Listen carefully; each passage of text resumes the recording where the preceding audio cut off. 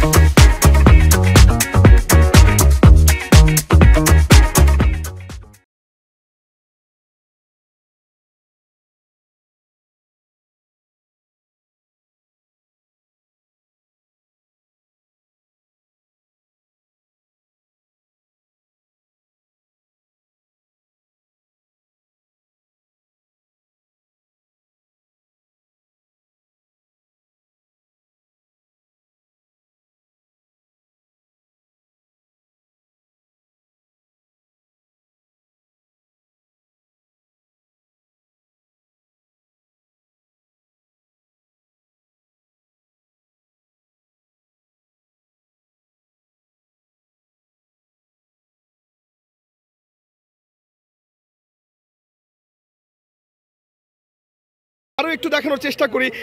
এই যে এখানে যে মালামালগুলো দেখছেন এগুলো পেট্রোল বোমার হামলায় কিন্তু এগুলো পুড়ে গেছে এবং কাউরান বাজারে এত এবং আপনারা দেখতে পাচ্ছেন দর্শক যে একজন দোকানি যার হাত পুড়ে গেছে এবং এই যে দেখতে পাচ্ছেন যে একজনের হাত পুড়ে গেছে এবং তিনি তার দোকান বাঁচানোর জন্য এখানে এসেছিলেন, তবে শেষ রক্ষা আসলে তিনি করতে পারেননি এবং পুড়ে গেছে তার অসংখ্য মালামাল এবং তার যে পুঁজি ছিল সেই পুঁজিগুলো কিন্তু পুড়ে ছাই হয়ে গেছে।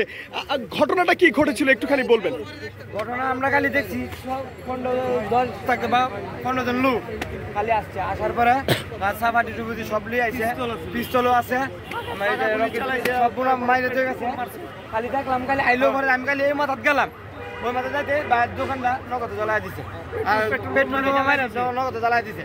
আর এই সব অস্ত্রপাতির সামনে আমরা আগাতে পারি না, আমরা কিছু তো করার না। আমরা শরীর টুল দেখছেন কি অবস্থা করছে, সব ঘুরে করে একবারে হয়েছে।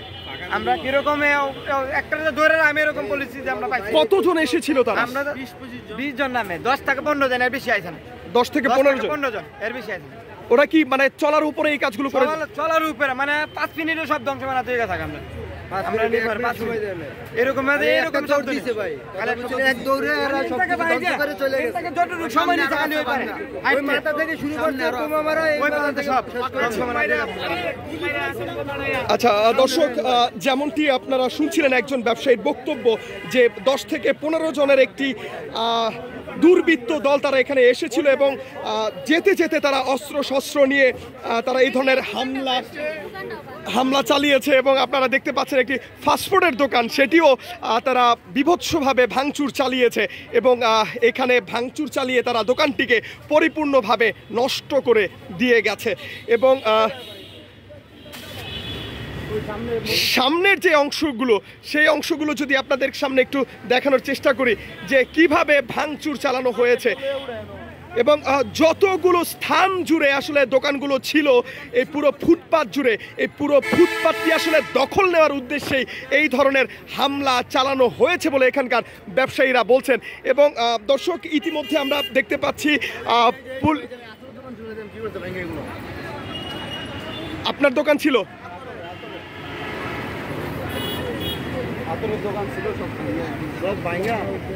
মোট কথা দর্শক এই ফুটপাত দখলের উদ্দেশ্যে এখানে যতগুলো দোকান ছিল প্রত্যেকটি দোকানকে ক্ষতিগ্রস্ত করা হয়েছে এবং তাদেরকে বলা হয়েছিল যে চাঁদা দিতে হবে। দিলীপ দাদা নামে একজনের নাম উল্লেখ করে দুর্বৃত্তরা বলেছেন যে তাকে এখন থেকে চাঁদা দিতে হবে এবং তাকে চাঁদা না দিলে দোকানগুলো বন্ধ করে দিতে। আমাদের কি অপরাধ ছিল আপনাদের জানানোটা? আপনারা যে এই যে কাজটা করলেন, আমাদের গরিবদেরকে মাইরা দিলেন, এটা কি হইলো? জি, আমি এনের দোকানদার, আমার নাম রাকিব। রাকিব রাকিব জি না, পরশু দিন আমার কল দেন নাই। এনে তো আমরা অনেক দোকানদার। দর্শক, আমরা দেখতে পাচ্ছিলাম যে দোকানীদের মধ্য থেকে একজন কথা বলছিলেন যে দিলীপ দাদার কথা বলা হয়েছিল, যার নাম্বার দুর্বৃত্তরা দিয়ে গিয়েছিল, যাকে চাঁদা দেওয়ার কথা বলে গিয়েছিল, সেই দিলীপ দাদার সাথে একজন দোকানি কথা বলছিলেন এবং সেই খবর আপনাদের সামনে তুলে ধরবো। তবে এই মুহূর্তে আইন শৃঙ্খলা রক্ষাকারী বাহিনী এখানে এসে উপস্থিত হয়েছেন। ব্যবসায়ীরা তাদের দুঃখ দুর্দশার কথা তারা তুলে ধরছে।